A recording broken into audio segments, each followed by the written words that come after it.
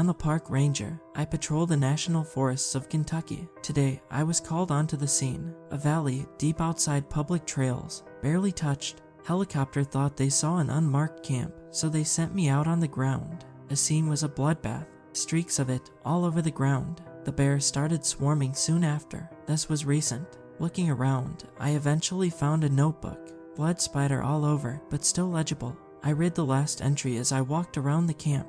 I have edited out several of the random asides and drug use, but I can't keep this inside anymore. I need someone to know. December 13th.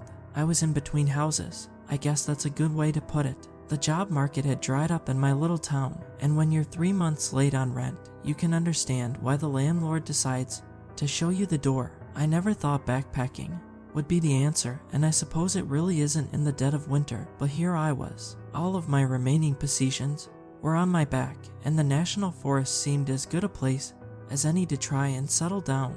Up the side of a mountain, through an untouched forest, and 15 miles later, I found myself at the clearing. The ring of trees circled the valley, a small lake nestled in the middle. I thought this was it. I set up my home base and threw a few lines out. A few trout obliged my hooks, and with that, I had enough for the night. That night, the fire warmed my soul just enough, and the fire-roasted fish filled my stomach. At this point in my life, it's the best I could have asked for. December 18th.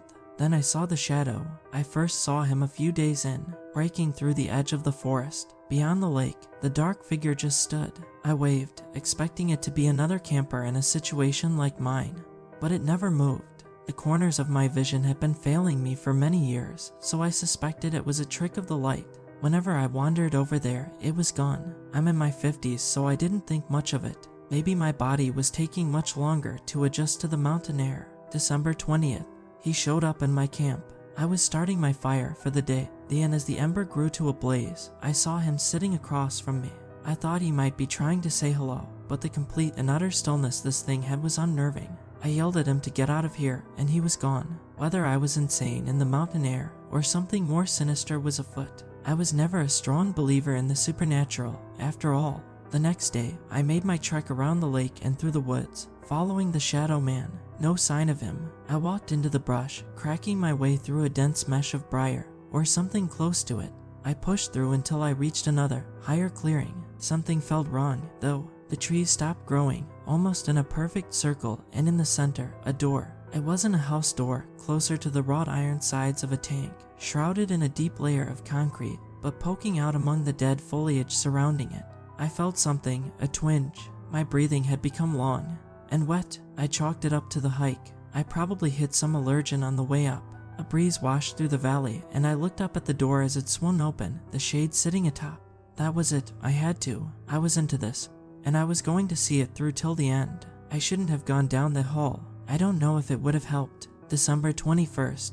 I checked out the hall, but it was dark. Long staircase went down into the earth, and it was pitch black. I hooked up a lantern after dinner. Today, I'm going in. December 22nd. I've been trying to use the light I have to explore down there. I haven't seen the shade, though I guess he wouldn't look like much of anything down there. Man, I should have reapplied sunscreen. I am burning up out here. I'll try to stay out of the sun today. Won't have much of a problem with that. I went deep, down spiked hallways like nothing I've ever seen. The signs are kinda eerie, with symbols and stuff between English. Basic keep out stuff I'd expect to see on any cattle ranch in town. December 23rd. I coughed up blood last night. I'm not feeling terrible, but I just have this terrible burn. I needed to go back, and I did. Further this time, I used a line hooked up to the door to lead me back, and I went all in. Nothing but dirt, and more dirt. At the end of the hollow, there's a little metal ball. I tried to touch it, but it was pretty hot. Must be one of those flukes. I'll come back tomorrow. December 24th, Christmas Eve. What a joke. God gave me nothing, and we expect to worship that. No, I'm going in again. Last night, I woke up in excruciating pain in my hands. The skin had started to peel, and I saw bruising all over. This felt like more of a burn. December 25th. My body is decaying. I woke up again. Hell, I didn't sleep. I felt a pain in my right index finger. My hand, it just went on instinct. I grabbed my finger, and like a wet sock, the blood squelched, and my fingernail laid in my hand, blood dripping from the wound. I wrapped it up in a bandage. I don't think I feel pain after that, The way I see it, I'm dying regardless. I might as well get that thing while I'm at it. This is my last message. If you find this, leave. You don't want this. I ain't coming out of that cave. Learn from me. The final journal entry looked barely scrawled, penned in a deep crimson tone. His blood had soaked through the last lines. He wrote what was on the walls. I knew I shouldn't, but I have to. I walked to the clearing, up through the briars, and I saw it. The door was there, the shade sitting on top.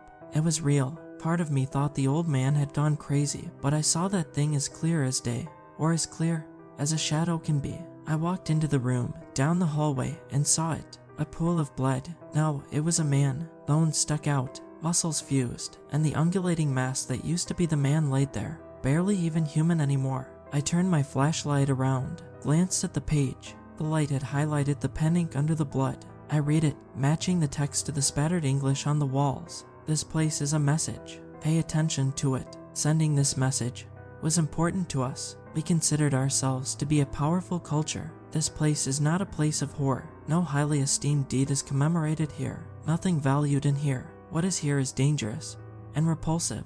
This is a message about danger. The danger is unleashed only if you substantially disturb this place physically. This place is best shunned and left uninhabited. Something struck me about those lines. I had heard them somewhere before, but I couldn't put my finger on it. That changed, however, when I saw the symbol, the pinwheel, 3 prongs emanating from a center. I ran. By the time I got back to the car, I was already covered in blisters, my face feeling the most intense burn it ever felt. I've been around forest fires, and that didn't feel like anything compared to this. When I got into town, I collapsed on the wheel. Doctor says I have a week left. I know I'm not gonna make it a day. Cancer. I don't know if this message is a goodbye. I don't know if I have the stomach to tie the rope, but I need to leave the world with something. Anything. You don't need to explore those empty clearings in the mountains. They kill slow, but they kill all the same.